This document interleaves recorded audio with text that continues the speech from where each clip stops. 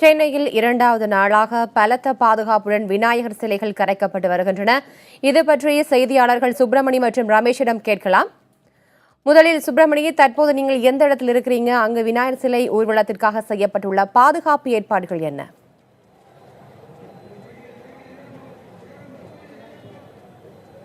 தற்போது நான் நின்று கொண்டிருக்கக்கூடிய இடம் திருவல்லிக்கேணியில் இருக்கக்கூடிய நெடுஞ்சாலை பகுதி. இந்த பகுதியில் விநாயகர் சிலைகள் ஊர்வலமாக கொண்டு செல்லப்பட்டு கடற்கரை சாலைக்கு கொண்டு செல்லப்படுகிறது. அதாவது திருவல்லிக்கேணி நெடுஞ்சாலையிலிருந்து ஐஸ் ஹவுஸ் நோக்கி செல்லக்கூடிய சாலைகள் முழுவதுமாக தடை செய்யப்பட்டிருக்கிறது. எனவே அங்கு கம்பிகள் மூலமாக தடுப்பு வேலிகள் அமைக்கப்பட்டு அதிரடிப்படையினர் குவிக்கப்பட்டிருக்கிறார்கள். அந்த காட்சிகளை நமது ஒளிப்பதிவாளர் மது நம்மளுக்கு அளித்துக் கொண்டிருக்கிறார். அதே போல பிற பகுதிகளில் இருக்கக்கூடிய விநாயகர் சிலைகள் இந்த சாலை வழியாகத்தான் வந்து அதன் பிறகு பாரதி சாலை வழியாக திரும்பி நேரே கடற்கரைக்கு செல்கிறது. அந்த பகுதி முழுவதுமாக போலீசார் குவிக்கப்பட்டிருக்கிறார்கள், பாதுகாப்பு போடப்பட்டிருக்கிறது. சென்னை முழுவதும், அதாவது விநாயகர் சிலை கரைப்பதற்காக சென்னை முழுவதும் 15,000 போலீசார் பாதுகாப்பு பணியில் அமர்த்தப்பட்டிருக்கிறார்கள். 135 இடங்களில் ரோந்து சுற்றுவதற்காக 35 அதிரடி படையினர் குவிக்கப்பட்டிருக்கிறார்கள். பிரச்சனைக்குரிய இடங்கள் எவை எவை என்பதை கண்டறிந்து முன்கூட்டியே அங்கு போலீசார் குவிக்கப்பட்டு பாதுகாப்பு பணியில் ஈடுபட்டு கொண்டிருக்கிறார்கள். தற்போது நீங்கள் பார்க்கக்கூடிய இந்த பகுதி திருவல்லிக்கேணி நெடுஞ்சாலை. இந்த நெடுஞ்சாலையில் தான் முக்கியமான இந்து அமைப்புகளுடைய விநாயகர் சிலைகள் ஊர்வலமாக கொண்டு வரப்பட்டு கடற்கரை சாலைக்கு கொண்டு செல்லப்படுகிறது. இதற்காகத்தான் போலீசார் குவிக்கப்பட்டு பாதுகாப்பில் அமர்த்தப்பட்டிருக்கிறார்கள். மேலும் திருவல்லிக்கேணி நெடுஞ்சாலையிலிருந்து ஐஸ் ஹவுஸ் நோக்கி செல்லக்கூடிய அந்த பகுதி தடை செய்யப்பட்ட பகுதி என்று காவல்துறையால் அறிவிக்கப்பட்டிருக்கிறது. அந்த பகுதியில் விநாயகர் சிலை கொண்டு செல்ல அனுமதி கிடையாது. அது மட்டுமல்லாமல் இந்த பகுதியில் சென்னை மாநகர காவல்துறை கூடுதல் ஆணையர் ஸ்ரீதர் தலைமையிலான போலீசார் இந்த பாதுகாப்பு பணியில் அமர்த்தப்பட்டிருக்கிறார்கள். சுப்பிரமணி, நீங்க தொடர்ந்து இணைப்பிலே இருங்க. தொடர்ந்து ரமேஷிடம் பேசலாம். ரமேஷ், நீங்க எந்த பகுதியில் இருக்கீங்க? அங்கு விநாயகர் சிலை கரைப்பதற்கு என்ன மாதிரியான ஏற்பாடுகள் எல்லாம் செய்யப்பட்டிருக்கு? நாம் தற்போது பட்டினப்பாக்கம் சீனிவாசபுரம் கடற்கரை ஒட்டிய பகுதியில் இருக்கிறோம். நம்முடைய ஒளிப்பதிவாளர் கிருஷ்ணமூர்த்தி அந்த காட்சிகளை உங்களுக்கு காட்டிக் கொண்டிருக்கிறார். குறிப்பாக அந்த சிலைகள் எவ்வளவு வரிசையில் இருக்கிறது என்பதை நீங்கள் பார்க்கலாம். அதாவது சாந்தோம் நெடுஞ்சாலையிலிருந்து ஆரம்பித்து இந்த பட்டினப்பாக்கம் அந்த லிங்க் ரோடு வரை ஏராளமான சிலைகள் வரிசையில் நின்று கொண்டிருக்கிற காட்சிகளை தான் நீங்கள் பார்த்துக் கொண்டிருக்கிறீர்கள். இங்கே அவர்களுக்கு அனுமதி சீட்டு வழங்குகிறார்கள் காவல்துறையினர். அந்த அனுமதி சீட்டை பெற்றுக்கொண்டு அந்த கிரேன்கள் மூலமாக கடலில் கரைப்பதற்கான ஏற்பாடுகள் செய்யப்பட்டிருக்கின்றன. யாரும் கடலில் இறங்கி சிலைகளை கரைக்கக்கூடாது எனவும் கிரேன்கள் மூலமாக மட்டுமே கரைக்க வேண்டும் என்றும் காவல்துறையினர் உத்தரவிட்டிருக்கிறார்கள். தற்பொழுது இங்கு மயிலாப்பூர் துணை காவல் கண்காணிப்பாளர் பாலகிருஷ்ணன் தலைமையில் ஏராளமான காவல்துறையினர், சென்னை பெருநகர காவல்துறையினர் ஈடுபட்டு வருகிறார்கள். குதிரை வழியாகவும் கடலில் இறங்க வேண்டாம் என்று காவல்துறையினர் உத்தரவிட்டுக் கொண்டிருக்கிறார்கள். அந்த காட்சிகளை நீங்கள் பார்க்கிறீர்கள். அந்த கடற்கரையில் இறங்கி கரைப்பவர் ஒரு சிலர் மீறியும் கடற்கரையில் இறங்கி கடல் பகுதியிலே இறங்கி கரைக்கிறார்கள். அதை செல்லக்கூடாது என்பதற்காக அங்க குதிரையில் நின்று அந்த காவலர்கள் அதை வெளியேற்றக்கூடிய காட்சிகளை பார்த்துக் கொண்டிருக்கிறார்கள். கண்காணிப்பு கோபுரங்கள் அமைக்கப்பட்டிருக்கின்றன.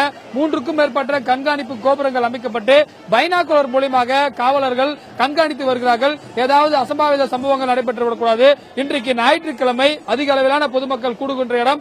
அதனால் ஆயிரக்கணக்கான மக்கள் இருக்கிறார்கள். தற்பொழுது பைனாகுலர் மூலமாகவும் யாராவது கடலில் இறங்கி வருகிறார்களா, அசம்பாவித சம்பவங்கள் நடைபெறுகிறதா, சிறுவர் சிறுமியர்களை அப்புறப்படுத்தக்கூடிய காட்சிகளையும் செய்து கொண்டிருக்கிறார்கள். குறிப்பாக பட்டாசுகள் வெடிக்கக்கூடாது என்ற உத்தரவு இருக்கிறது. அதேபோல சென்னை மாநகராட்சி சார்பிலும் ஏற்பாடுகள் செய்யப்பட்டிருக்கிறது. சுகாதாரத்துறை சார்பில் ஆம்புலன்ஸ்கள் 108 ஆம்புலன்ஸ்கள் இங்கு தயார் நிலையில் வைக்கப்பட்டிருக்கின்றன. யாருக்காவது அசம்பாவித சம்பவங்கள் ஏற்பட்டால் அவர்களுக்கு உடனடியாக சிகிச்சை அளிப்பதற்காக. இன்றைக்கு ஞாயிற்றுக்கிழமை என்பதால் ஏராளமான சிலைகள், குறிப்பாக இன்றைக்கு மற்றும் 476 சிலைகள் காலையிலிருந்து இன்று வரை கரைக்கப்பட்டிருக்கின்றன. குறிப்பாக சென்னை முழுவதும் 2600க்கும் மேற்பட்ட சிலைகள் இந்து முன்னணி, சிவசேனா மூலமாக வைக்கப்பட்டிருக்கிற பல்வேறு இந்து அமைப்புகள் மூலமாக வைத்திருக்கிறார்கள். அவையெல்லாம் கரைக்கப்படும் என்று எதிர்பார்க்கப்படுகிறது.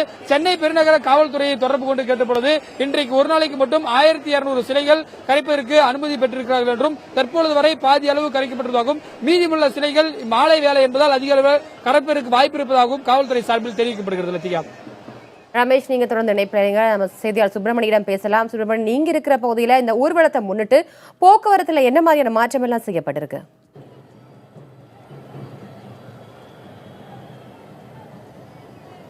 தற்போது நான் நின்று கொண்டிருக்கும் இடம் வந்து திருவல்லிக்கேணி நெடுஞ்சாலை. இந்த பகுதியில் திருவல்லிக்கேணியிலிருந்து ஐசோஸ் நோக்கி செல்லக்கூடிய சாலை முற்றிலுமாக தடை செய்யப்பட்டிருக்கிறது. அந்த எந்த வாகனமும் அந்த சாலையில் செல்ல முடியாது.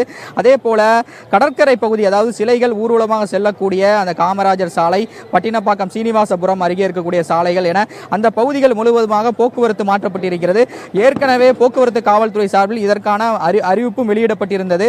இதற்கிடையில் பிரச்சனைக்குரிய இடங்கள் எவை என்பது தொடர்பாக மாநில உளவுத்துறையும் சரி, உளவு பிரிவு போலீசாரும் சரி ஏற்கனவே பட்டியலிட்டு அந்தந்த பகுதிகளில் பாதுகாப்பு பலப்படுத்தப்பட்டிருக்கிறது.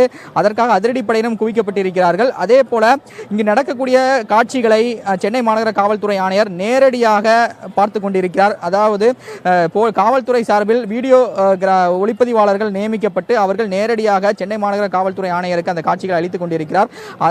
அது தொடர்பாக 24 பேர் இந்த பணியில் நியமிக்கப்பட்டிருக்கிறார்கள். மேலும் அதிரடிப்படையினர், போக்குவரத்து போலீசார், அதே போல ஆயுதப்படையினர் என தனித்தனியாக பாதுகாப்பு பணியில் அமர்த்தப்பட்டிருக்கிறார்கள். இன்னும் சிறிது நேரத்தில் பல்வேறு அமைப்பை சேர்ந்தவர்கள் தங்களுடைய விநாயகர் சிலைகளை ஊர்வலமாக இதே சாலையில் கொண்டு வந்து பாரதி சாலை வழியாக கடற்கரைக்கு சென்று கடலில் கரைப்பதற்கான ஏற்பாடுகள் செய்யப்பட்டிருக்கிறது. இன்று காலையிலிருந்து ஒரு சில விநாயகர் சிலை மட்டுமே கடலில் ஊர்வலமாக கொண்டு செல்லப்பட்டிருக்கிறது. இன்னும் முக்கியமான இந்து அமைப்புகளும் இந்த சாலையில் ஊர்வலமாக செல்ல இருக்கிறார்கள். சுப்பிரமணியன் தொடர்ந்து இணைப்பில் தொடர்ந்து செய்தியாளர் ரமேஷிடம் பேசலாம். ரமேஷ், இன்றைக்கு அந்த விநாயகர் சிலையில் கடலில் கரைக்கப்படுவதையொட்டி அங்கு வந்திருக்கும் பொதுமக்களுக்கு போலீசார் என்ன மாதிரி அறிவுறுத்தல்கள் எல்லாம் வழங்கியிருக்காங்க? அதாவது இன்றைக்கு ஞாயிற்றுக்கிழமையோடு விநாயக பக்தர்களும் ஒன்று சேர்ந்து வந்ததால் இந்த ஒரு மெரினா கடற்கரையில் ஆயிரக்கணக்கான மக்கள் திரண்டக்கூடிய காட்சிகளை நீங்கள் பார்க்கலாம். சிறுவர் சிறுமியர் உட்பட அனைத்து தரப்பு மக்களும் இங்கு இருப்பதை பார்க்க முடிகிறது.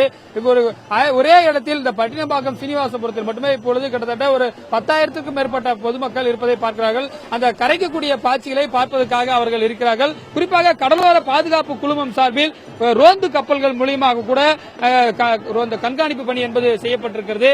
குதிரை, ஏற்கனவே குறிப்பிட்டது போல குதிரையின் மூலியமாக ஏறி வந்து ரோந்து பணியில் ஈடுபட்டு வருகிறார்கள். பல்வேறு சிறப்பு ஏற்பாடுகள் காவல்துறை, சென்னை பெருநகர காவல்துறை சார்பில் செய்யப்பட்டிருக்கிறது. அது மட்டும் இல்லாமல் இங்க வந்து உதவி மையங்கள் அமைக்கப்பட்டிருக்கின்றன. காவல்துறை சார்பிலே உதவி மையங்கள் பல்வேறு டென்ட் மூலமாக அமைக்கப்பட்டு யாரும் காணாமல் போனா அவர்களுக்கு உதவக்கூடிய உதவி மையங்கள், அது மட்டுமல்ல எந்த பகுதியிலிருந்து சிலைகள் வருவது அதை கடலில் கரைப்பதற்காக அனுமதி சீட்டு வழங்கக்கூடிய உதவிகள், பல்வேறு விஷயங்கள் இதிலே கடைபிடிக்கப்படுகின்றன.